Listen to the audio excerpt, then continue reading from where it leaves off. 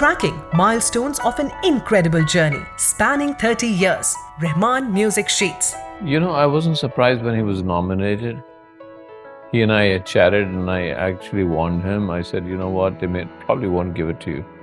After Bombay Dreams and Elizabeth the Golden Age, Rahman's foray into Hollywood and affiliation with Shekhar Kapur continued with Passage, an American-Swiss drama short film financed by Swarovski. The film fulfilled Rahman's long-standing desire to explore the vast horizons of operatic Western classical sound. All 5 tracks of the film, with lyrics in French, were critically appreciated by connoisseurs. The jaw-dropping factor is he composed all of that from his hometown Chennai in India. It's interesting, Rahman and I never met during the scoring of Passage. I was in New York, he was in Los Angeles and in Chennai. But such is modern technology that he was recording in Los Angeles and feeding it in live into the film, and I was mixing it live on live streaming while he was recording in New York. So that's what modern technology is. He has a music school, and in that, he had a teacher who could speak French, and she wrote the lyrics. And she is an incredible singer of arias, French arias, in classical and operas. She's an operatic singer. So when I tell people, they don't actually believe me. They think that I'm just lying. And the fact that it was written, composed, sung in his music academy in Chennai, they don't believe it. They say, oh, no, it can't be. Okay, if you don't believe me, it's fine. But that's where it was done.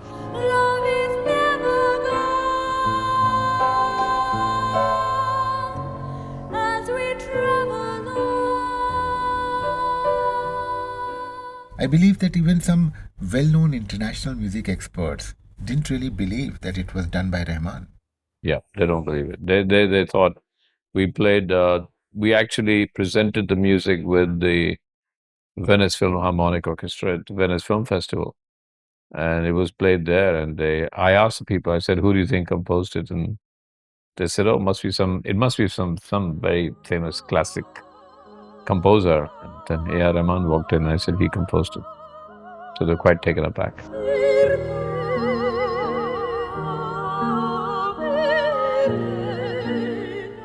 You just mentioned about Rahman's music school at Chennai. Tell us more about it. That's one of his dreams and ambitions, is to bring Western and all kinds of Western music and all kinds of Eastern music and create a fusion so that students from all over India can come and study any kind of music that they like and create for themselves.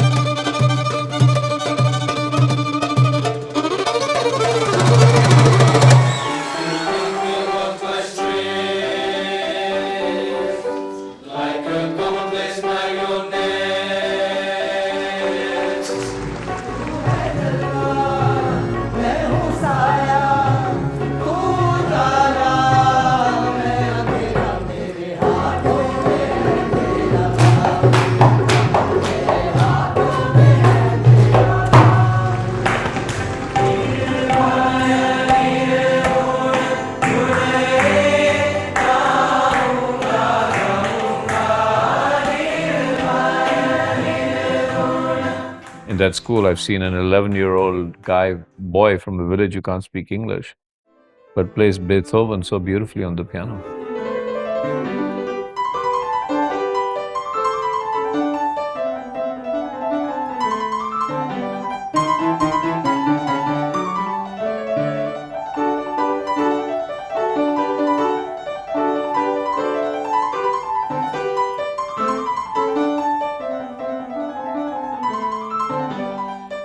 Both of you have worked together on 3 films. I can't really imagine you and Rahman not having any creative differences. Well, there are always. There are no creative differences, then how do you work together? But they're not differences, they're points of view. Different ideas, different points of view. And unless Unless you have them, what's the point of working together? If two creative people did not have differences, one of them is lying, uh, or one of them is just not interested in creating huge compromise. You can't. Creative minds are independent minds. Creative minds are individual minds, and they'll come with individual ideas. And what you have to do is develop a whole sense of love and trust between the two people to know, and that sense of love and trust can encompass differences. In 2010, Shekhar Kapur and A.R. Rahman joined hands to launch Qyuki Digital Media, home to India's potential digital superstars. What was the driving thought, fundamental idea for starting a digital platform? This wasn't my idea, but Rahman and I sat and discussed it. And we thought that one of the big things that we can do in India is to give people the power to create themselves. What the British left us with was an educational system that was designed to suppress creativity and make us into just babus and job seekers. So we realized that actually what we can give back to the people of India is a creative. So we both started this thing where people can come and share their creativity with other people from all over India, and then they can co-create. So somebody can write the lyrics, somebody can compose the music, and nobody owns anything. They all share it together. So that was the fundamental idea, is to give rise to creative potential from people. मतलब कि तुम सबका मुझ पे मुझसे भी ज्यादा हक है साडा हक है तेरा. By example, I mean, we have one world. YouTube is global now. Kolavari becomes the world's most popular video for a while, most viral video. It no longer has to be that you can only stay in what they call Bollywood or what the Indian film industry.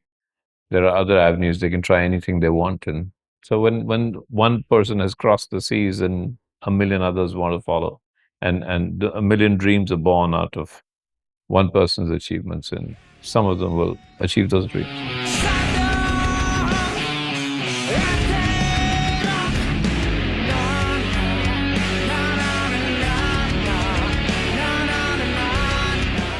How do you find Rahman as a human being? Well, the first thing that surprises you and catches you about Rahman is his humility. And I suspect that humility comes not only from many things. It comes from the fact that when his father passed away, and he and his family were so down and out, they were practically on the street. So he's never forgotten that. He's never forgotten how it could be when everything is lost. Partly it comes from his faith. He believes that the very fundamentals of Islam give him a sense of goodness, gives him a sense of generosity. Very generous man. Does not like to own anything. Consistently says to me, Shekhar, let it go. Don't try to own it. Because if you try and own it, it's much better to put it out in public and let the public take it away. Because for where it comes, more will come. He has that kind of philosophy. It's a very Sufi philosophy. When you sit with Rahman and listen to him and talk about his music, you kind of feel you're talking to a Sufi saint sometimes. He is a bit of a Sufi saint. If he,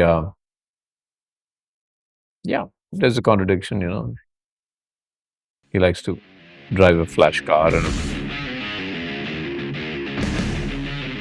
flash clothes sometimes. And you say, well, that doesn't seem like the Rahman I know, but he's young. He's so young. He's not 80 years old. Say, oh, he's very young. But I don't think that Rahman would have got to where he is unless he had retained his humility, because out of humility comes a lot of art.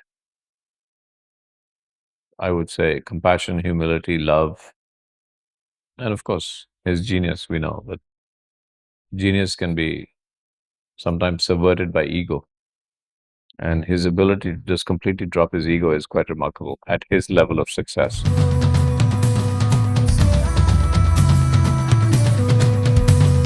What exactly was your reaction when you heard the music of Slumdog Millionaire?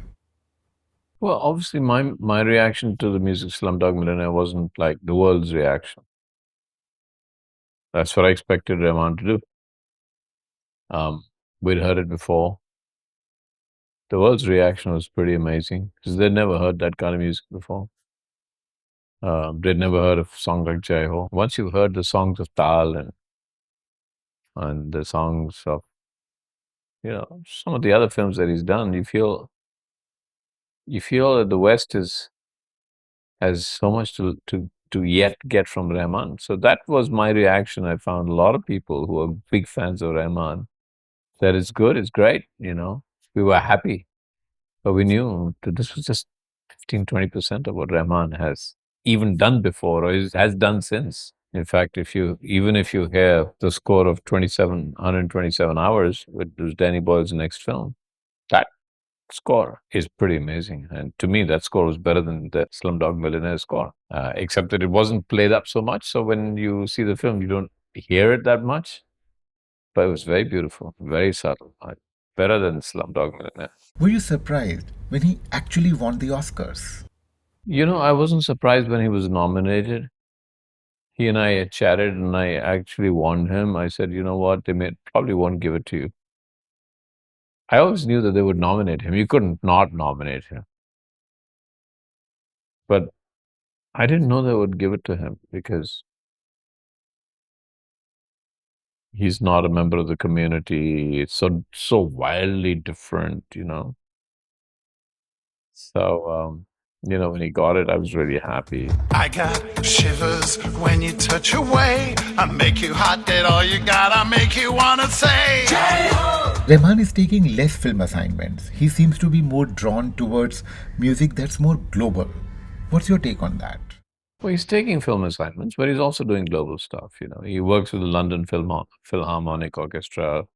He goes and presents a score at the Nobel Peace Prize ceremony. He presents something to the Dalai Lama at the World Peace Ceremony in New York. He works with Philharmonic orchestras all over the world. He has a pop group with Mick Jagger. He produces other people's music. He sings. He does. So he's experimenting a lot. He's constantly experimenting, assimilating, changing, evolving. Is one of the reasons that he never gets dull or boring. He's constantly open, constantly experimenting.